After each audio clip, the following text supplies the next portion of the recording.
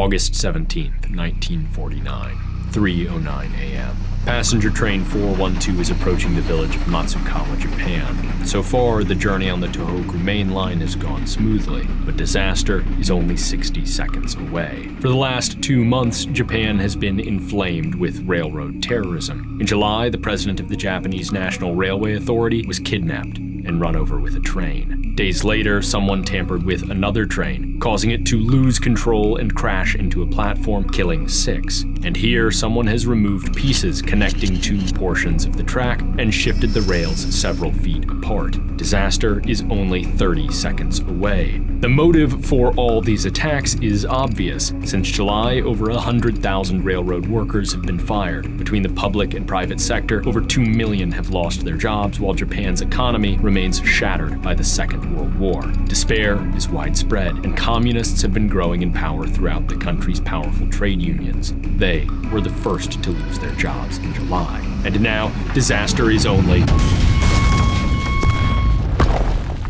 Train 412 derails catastrophically. 2 men are killed instantly, 49-year-old engineer Ishida Shozo and 27-year-old fireman Ito Toshiichi. The assistant engineer, 23-year-old Mogi Masaichi, lives just long enough to gasp to the train's conductor, "The train was sabotaged." But who did it?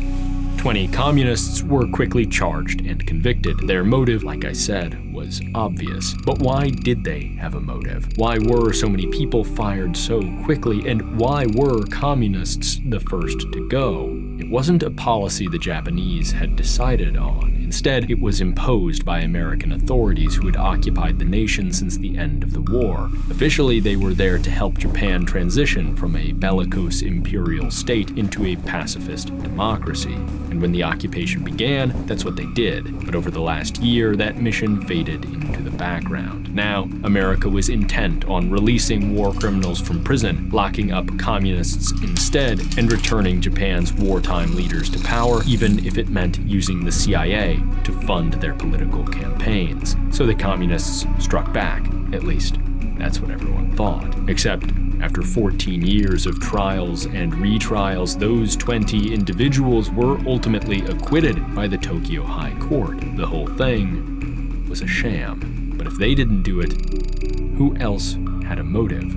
According to the accused, they were set up, framed for an inside job by the American authorities who sought to paint communists as terrorists, to validate and accelerate their pivot away from an inclusive democracy and toward anti-communism. The question of who really sabotaged the tracks at Matsukawa is one that goes to the heart of Japan's post-war history, how it became the nation we know today. And it's a dark story of how an idealistic mission transformed into a cynical plot to bend Japanese politics to American ends, whatever the cost. Bribery, theft, espionage, even a prime minister on the CIA payroll. Japan 1949 is the story behind the scars, the deep wounds in the country's democracy that have never truly healed.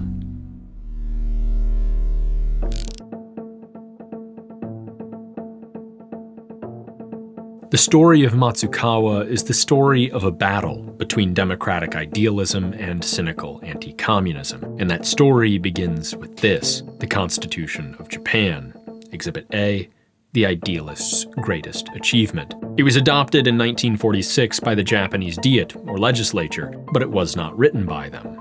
Instead, it was drafted by the Americans who, after World War II, occupied Japan, political scientists, legal scholars, and historians, and the occupation's supreme commander, Douglas MacArthur, the idealist-in-chief. The Constitution exudes idealism. Article 9 renounces war forever, a vital condition given Japan had recently started a conflict that killed 30 million people throughout Asia. Articles 11 through 40 enshrine individual rights, including the classics like freedom of speech, political participation, and religion, but also some absent from the American Constitution, like rights to equal education, academic freedom, freedom of thought, privacy, and crucially for the Matsukawa case, freedom of workers to organize and bargain collectively. In the same spirit of idealism, MacArthur's very first act as head of the occupation was not to punish, but to liberate, freeing all of Japan's 2,500 political prisoners, including many leading communists. At the same time, he gave 200 of Japan's wartime leaders the opposite treatment. Deeming them most responsible for instigating the war, MacArthur labeled them Class A war criminals, banished them forever from public office or government employment, and imprisoned many of them to await trial for their crimes.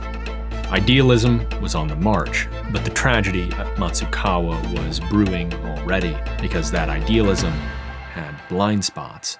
This is the kind of story we love telling, the slow burn investigation of a mystery that, as you peel back layer by layer, reveals a story that matters to democracy. It's the kind of story we simply couldn't tell without sponsors like AnyDesk. AnyDesk lets you access your laptop from your phone, your desktop from your TV, your file server from your tablet, and any combination in between, whether you're on another continent or in the same room. Any device, anywhere, at any time. Say, like me, you work from home, but you like to go out and work at coffee shops now and again, but you need to use your desktop for video editing or Blender animations or anything else that your laptop can't handle. Do what I do.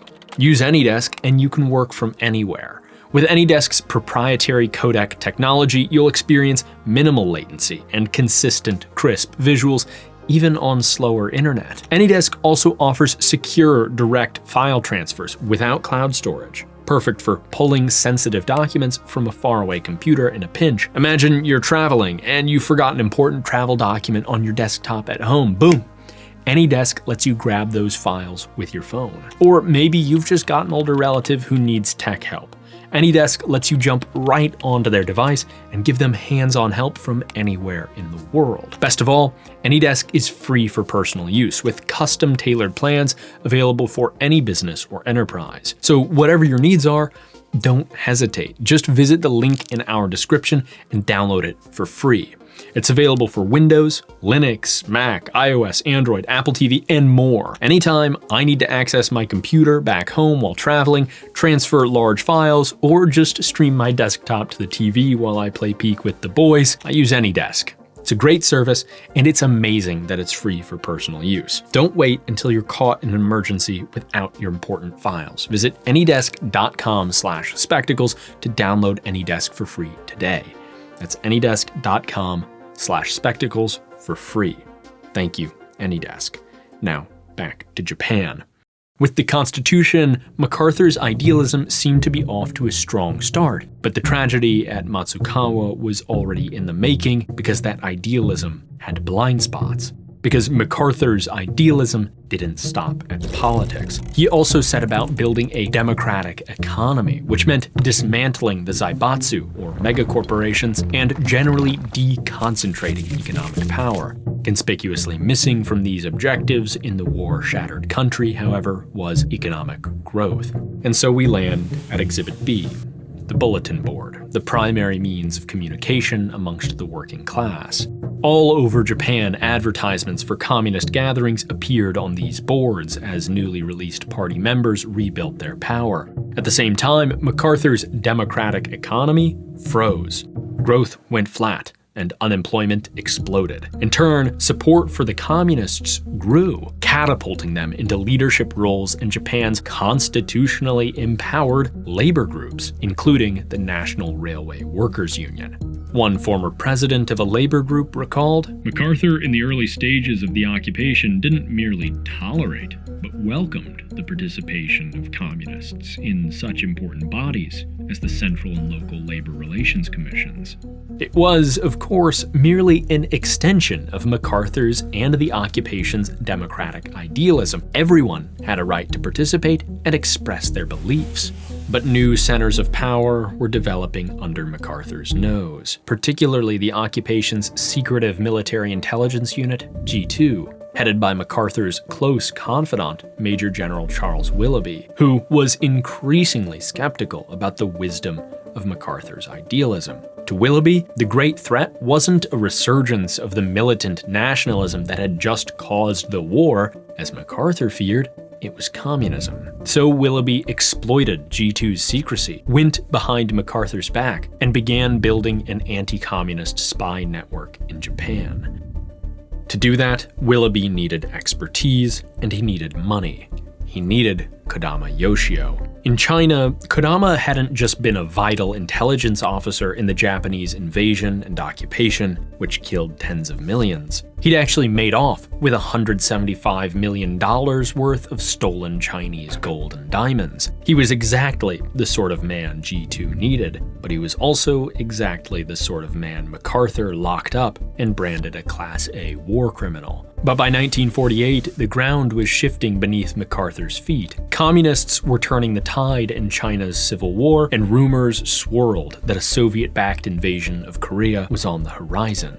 And so we arrive at the doorstep of the Matsukawa incident, Exhibit C, the Ryder Letter. Penned by one of MacArthur's subordinates, General Charles Ryder, in October 1948, it's nothing less than a mutiny against MacArthur's idealism. On the one hand, we find ourselves bound to act in the best interests of the United States government in handling the communist problem. And on the other hand, we as an occupying force are committed to the sponsorship of a democratic form of government in Japan. Can we then maintain Japan as an oasis in which communism may flourish, in direct opposition to the stated position of the United States government? The answer is an emphatic no. In other words, according to Ryder, it was time for democracy to take a back seat to national security and anti-communism. And Washington agreed. That same year, George Kennan, the architect of America's Cold War strategy, traveled from Washington to Tokyo to read MacArthur the Riot Act. His demands were in line with Ryder's criticism: end the ambitious economic experiment, reduce the influence of the communists, and begin releasing Class A war criminals from prison. Matsukawa was now inevitable. By December, Kodama Yoshio was a free man, and he was soon working with Willoughby's G2 to smuggle precious metals out of China, Kodama's specialty, to fund the Takamatsu Plan, a blueprint for a vast and centralized Japanese intelligence operation to fight communism at home and abroad. Meanwhile, in February 1949, Joseph Dodge, a Republican bank president, arrived in Japan. Officially, he was sent by President Truman as a financial advisor to MacArthur. In reality, he was there to take charge and attack the root of communist power in Japan, MacArthur's stagnant, democratic economy. Dodge's message to Prime Minister Yoshida was clear. He would have to pass a balanced budget, and that meant slashing government spending. It took months of wrangling before Yoshida finally caved, but in April 1949, Japan's Diet passed the budget. Now, the scary part. The government had to fire about 30% of its employees. The Japanese National Railway Authority, or JNR, alone had to shed 100,000 jobs. On July 1st, each railroad division received orders from JNR President Shimoyama Satonori in Tokyo with the numbers to be fired, or kubikiri, translated literally, decapitated. Officially, the firings were to be decided according to efficiency and seniority, but influential communists were among the first to figuratively lose their heads when the layoffs began on July 4th. The next day, JNR President Shimoyama suffered a more literal kubikiri. He was found in pieces, scattered around railroad tracks in Tokyo, run over by a train. The official autopsy determined, on account of the minimal blood at the gruesome scene, that Shimoyama had been dead for some time before someone laid his body on the tracks. Despite his murder, though, on July 14th, the second and final round of kubikiri carried on as planned. The next day, a train careened into the suburban Mitaka station, killing 6 waiting passengers. Its controls had been tied down, causing the crash. And on August 17th, far from Tokyo, passenger train 412 derailed near Matsukawa, killing 3. In all 3 attacks, authorities quickly blamed communists in the railroad labor unions. The cause for suspicion in the Matsukawa case is obvious. For one, railroad workers, railroad terrorism, connect the dots. But more importantly, the communist workers had clear motive and means. As for motive, 100,000 railway employees had just been laid off. And the only thing that angers communists more than mass layoffs are mass layoffs that especially target communists. As for means, railroad sabotage isn't an easy business. It requires heavy-duty tools not readily accessible in post-war rural Japan, unless you happen to work in railroad maintenance. But even with the tools, a lone saboteur couldn't manage it. This had to be a conspiracy. And nothing rhymes with conspiracy like communists. Despite the clear motive and means, however, the only physical evidence was a couple of tools, apparently stolen from a nearby JNR rail maintenance supply shed. But the shed was broken into, so that didn't actually prove the conspiracy involved workers with access to it. What the police did have were confessions. They picked up a former rail maintenance worker, 19-year-old Akama Katsumi, in September. 10 days later, Akama confessed and named 4 communist union members in Matsukawa as the ringleaders. One of them then did the same, naming a handful more communist accomplices, and so on until the police had 20 communists under arrest. Except there were a few problems. For one, as time went on and new evidence arose, police invited their suspects to revise their detailed confessions to remain consistent with the facts. So much for reliable evidence. For another, internal police documents later revealed that police focused almost exclusively on members of Japan's railroad union, ignoring other possible suspects. And finally, not all 20 suspects were communist. In fact, one wasn't. The one who kicked it all off by fingering a handful of communists in the first place, teenager Akama Katsumi. And he only confessed after police threatened to kill him and told him some communists had already blamed him and that he should get even with them. And those are just the highlights of the shoddy police work. I mean, this rabbit hole is deep. If you want more, check out our podcast on Patreon and Nebula. But that's enough to get us set up and look at the alternative theory that this was a frame-up job by the American government. For one, the motive is equally obvious as the communists. Willoughby's G2 had one mission: disrupt the growth of communism. We know their Japanese agents like Kodama were engaged in shady activity like smuggling, often alongside American counterparts. It isn't a stretch to imagine a false flag, and what better way to do that than the Matsukawa incident? I mean, railroad workers, railroad terrorism, connect the dots. And in the aftermath of those layoffs, who else would anyone blame?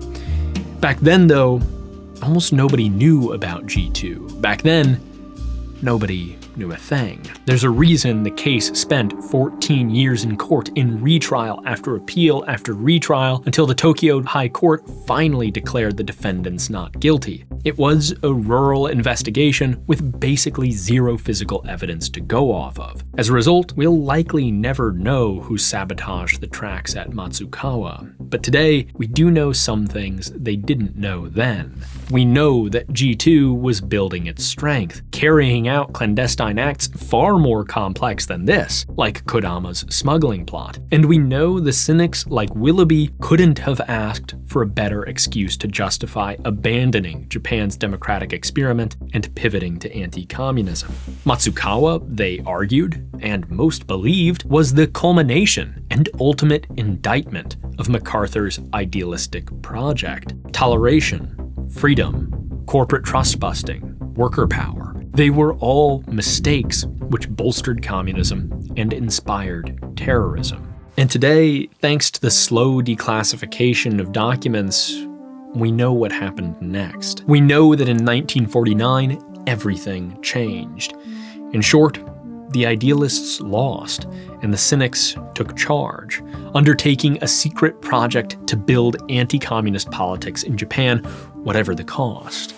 This is a letter from MacArthur to Prime Minister Yoshida from June 1950, before the trial of the accused saboteurs had even wrapped. MacArthur ordered him to remove and exclude the full membership of the Central Committee of Japan's Communist Party from public service. The Red Purge was no longer an unspoken priority like in 1949. It was now official policy. Those not quietly purged in the 1949 mass layoffs were quickly and loudly fired by 1950, thanks to Matsukawa.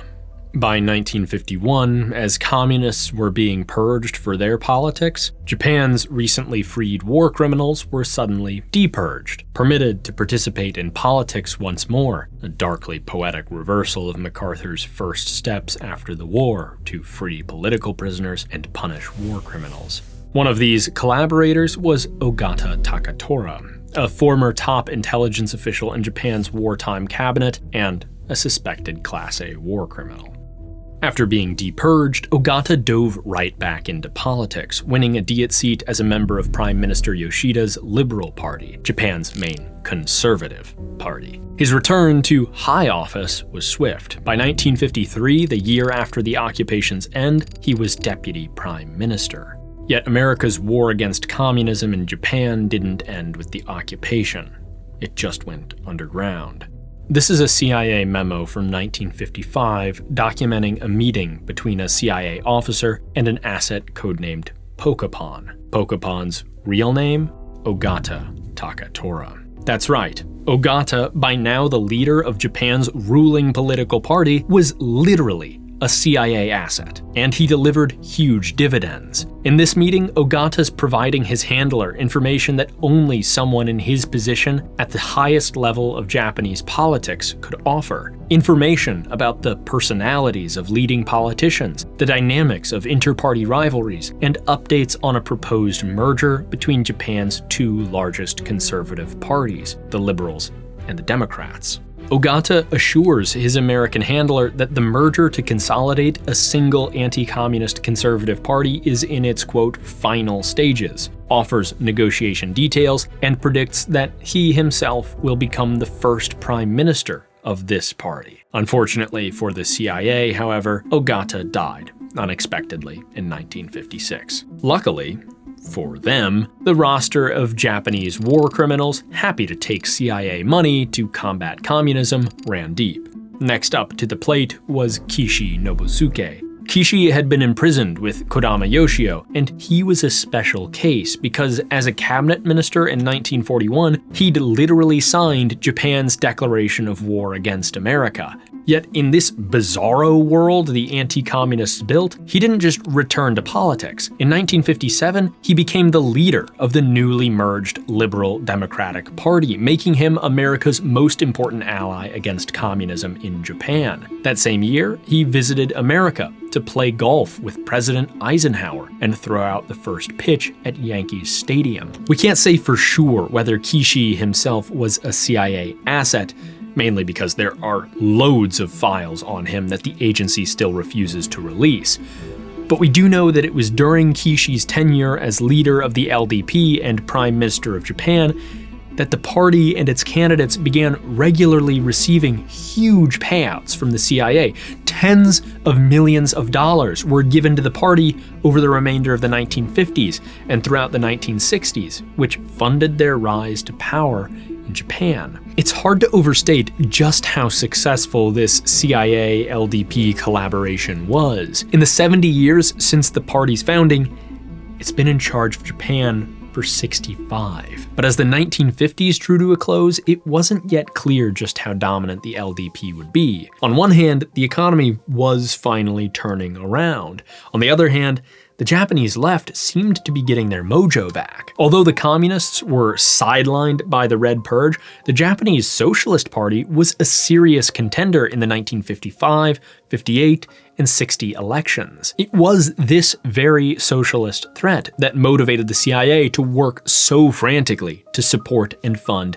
Kishi's LDP. Yet that nearly backfired, because a big source of the socialists' popularity was that even as nobody truly knew what was happening with the LDP and CIA, it wasn't a secret that Kishi was extremely buddy-buddy with America, and a lot of Japanese were by this point a little fed up with being treated like America's little brother. This all reached a head in 1960, another insane year that made Japan what it is today, so go watch that video next. Meanwhile, in 1959, Japan's Supreme Court granted the Matsukawa defendants a retrial, and in 1963, all of the defendants' convictions were, to the shock of Japanese society, overturned.